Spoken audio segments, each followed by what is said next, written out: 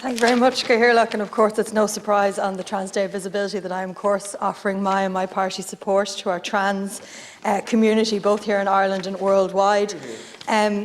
You know, one of the biggest things I think that we need to think about today on Trans Day of Visibility, and I think it's really sad that we don't have any trans members of either of our upper or lower houses, and I hope that someday that will be rectified and there will be visibility across society. You know, and I was thinking about this debate around the census and the very binary questions that's asked around sex. You know, the census is used for a lot of things. You know, the census is used to collect data around disabilities and access and travel, and it's used for planning.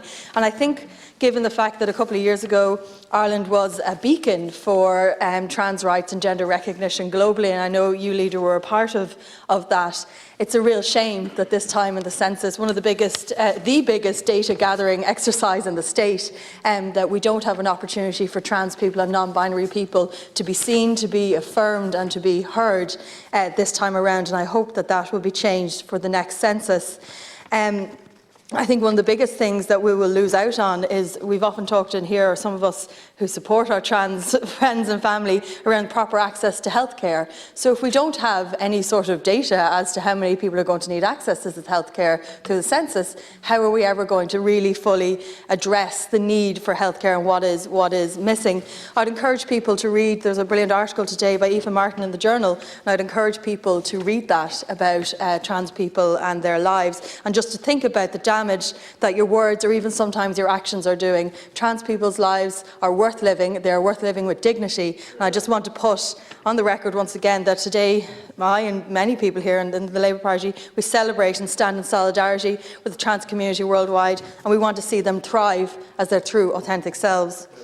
The other issue I quickly want to raise is the fact that the repeal review is closing tomorrow, and 400 people are still travelling, and some of the issues that the Labour Party will be putting into our submission, and I know a number of our members have been putting in, is around extending the 12-week limit access for people diagnosed with fatal fetal abnormalities. We need wide local coverage. You know, there's still counties where people can't access abortion health care. We need safe access zones, and of course we're supporting Senator Gavin in that piece of legislation. It's really disappointing that we don't have a date for when the government's legislation is going to be coming forward. We need to tackle rogue agencies, and telemedicine is so important. Yesterday England has made it a permanent option, and telemedicine expands patient choices, supports reproductive health care, and it is safe and effective.